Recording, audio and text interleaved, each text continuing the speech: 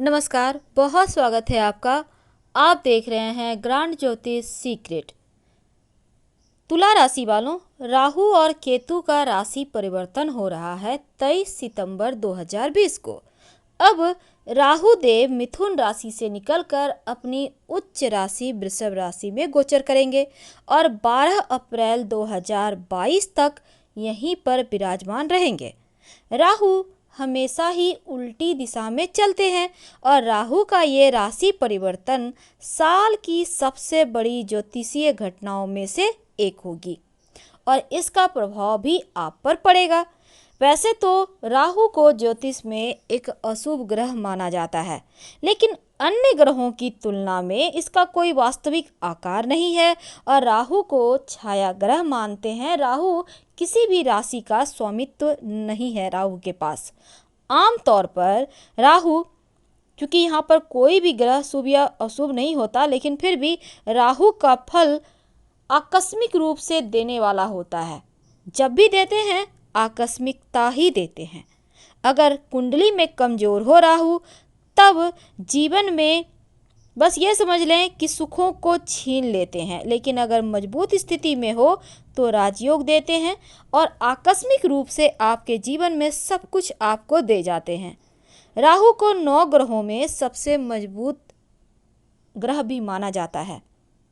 राहु सांसारिक इच्छाओं के कारक हैं, विदेशी भूमि के कारक हैं, विदेशियों से संबंध रखते हैं। आपका विदेश जाना, विदेशी कंपनी में जॉब करना, विदेशी चीज़ों का व्यापार करना भी राहु से ही संबंध रखता है। राहु तेज स्वभाव के हैं, जो कि आपको अहंकार भी देते हैं और कठोर बोलने वाले भी बनाते हैं। हालांकि राहु का संबंध विपत्तियों से भी है। राहु वृषभ राशि में उच्च के हो रहे हैं और केतु देव धनु राशि से निकलकर वृश्चिक राशि में आएंगे, जहां की केतु की भी स्थिति मजबूत मानी जाती है। हालांकि केतु मोक्ष, दिव्य ज्ञान से संबंध रखता है, गुप्त अध्ययन, मानसिक क्षमताओं में रुचि भी देता है और दूसरी तरफ केतु अलगाव के कारक भी होते हैं, अकेलापन भी देते हैं और व्यक्ति में भागने की प्रवृत्ति भी देते हैं। अब जब राहु और केतु का राशि परिवर्तन होगा, तब अगले 18 महीनों तक रहस्यमयी तरीके से लोगों के जीवन में बदलाव लाने वाला ये वक्त होगा। अब आप तुला राशि वालों, जब राहु वृषभ राशि में उच्च के होंगे, तब एक सच्चाई ये भी है कि राहु अगर, चूंकि जीवन में आकस्मिक रूप से चीज़ें देते हैं, व्यक्ति को आकस्मिक रूप से धनवान भी बना देते हैं। और अगर राहु चूंकि बहुत ही अशुभ ग्रह है, खतरनाक भी है, क्योंकि अजीब तरीके से जीवन को पलटते हैं। शुभ हो जाए तो एक बैग आसमान की ऊंचाइयों पर और गड़बड़ हो जाए तो फिर एकदम से धरातल पर। राहु का संबंध आकस्मिक चीज़ों से है, यानी कि लॉटरी, जुआ, सट्टा। राजनीति वाले फील्ड में आकस्मिक रूप से ऊंचाइयां भी दे देता है और काला जादू, अगर राहु गड़बड़ हो गया तो जादू टोने व्यक्ति पर जल्दी असर करते हैं। और सामान्य गतिविधियां, कभी कभी तो राहु गड़बड़ हो जाए तो बीमारी भी पकड़ में नहीं आती। राहु चोट चपेट का भी कारक है और कभी कभी आलस्य भी देता है, कभी कभी मानसिक रोग भी दे जाता है। अब जब वृषभ राशि में राहु आएंगे, तब आप तुला राशि वालों, आपके जीवन पर इसका क्या प्रभाव पड़ेगा, आज हम यही तो विस्तार से जानेंगे। तुला वालों, जब राहु, चूँकि आपके स्वास्थ्य के बारे में आपको थोड़ा सा विशेष ध्यान रखना होगा, क्योंकि वृषभ राशि में राहु के आने से चोट चपेट, दुर्घटना जैसी चीज़ें होंगी। हालांकि हमें कहते हुए अच्छा नहीं लग रहा, लेकिन आपको थोड़ा सा संभल के रहना होगा, क्योंकि राहु का गोचर आपके 8वें भाव में होगा और 8वें भाव से संकटों का भाव कहा जाता है। राहु जब अष्टम भाव में आएंगे, तब यहाँ पर आने से कई प्रकार की परेशानी आएगी। तो ऐसे में ऐसा नहीं कि सब कुछ गड़बड़ ही होगा, अच्छी चीज़ें भी होंगी।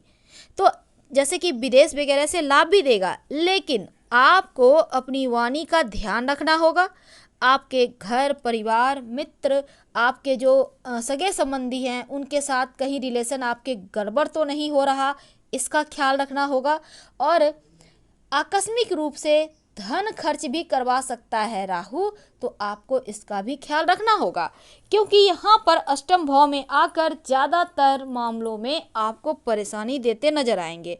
क्या करें कि राहु का फल आप पर शुभ फल आपको प्राप्त हो, ये भी बताएंगे। लेकिन एक बात जान लें, जब वृश्चिक राशि में केतु और राहु वृषभ राशि में आएंगे, तब देखिए क्या होगा ना कि यहाँ पर जीवन में ये जो है बहुत शक्तिशाली प्रभाव डालने वाले होंगे। और यहाँ आपके जीवन में एक और अच्छी चीज़ होगा, आपको कुछ मामलों में संभल के रहना है। जैसे कि आपको किसी भी तरह के धोखे में आने से बचना होगा, किसी के बहकावे में आने से। कोई आपको प्रलोभन दे रहा है, यहाँ पर पैसे लगाओ इतना आपको प्रॉफिट होगा, या फिर इसको दे दो इंटरेस्ट पे आपको इतना ब्याज मिलेगा, यानी या ज़मीन जायदाद हैं कम दाम में ले लो महंगे दाम में बेचना, यानी ये जो प्रलोभन वाली चीज़ें हैं इससे आपको बचना होगा।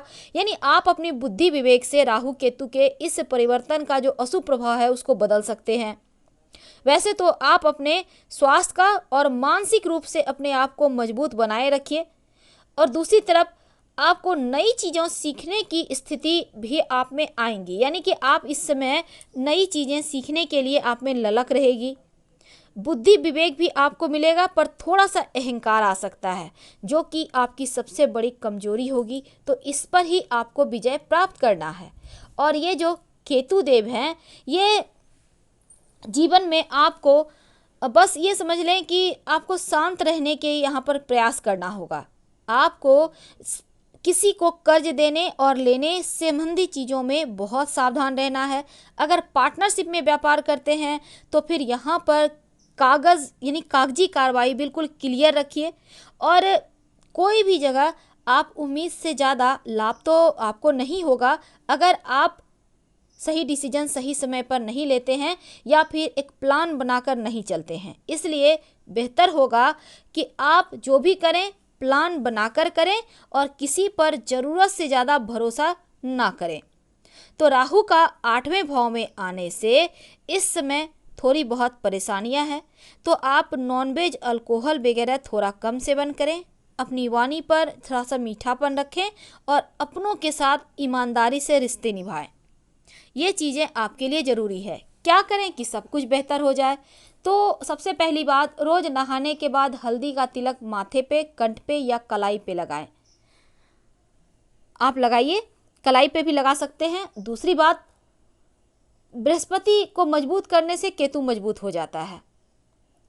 राहु को मजबूत करने के लिए ओम रांग राहवे नमः का मंत्र जप सकते हैं, या फिर आप सबसे अच्छा रहेगा कि बुधवार के दिन एक पानी वाला नारियल अपने सर से उल्टा वार कर 7 बार, आप 7 बार उल्टा वारना है, फिर बहते हुए नदी में प्रवाहित कर दें। अगर नदी ना हो तो पीपल के नीचे रख दें और पीछे मुड़कर मत देखिएगा। ऐसा करने से राहु के अनिष्ट प्रभाव से बचेंगे। आप चाहें तो सफ़ेद चंदन का टुकड़ा नीले धागे या नीले कपड़े में लपेटकर अपने पर्स में पॉकेट में रखिए, तो इससे भी शांति मिलेगी। हर हर महादेव, फिर मिलेंगे।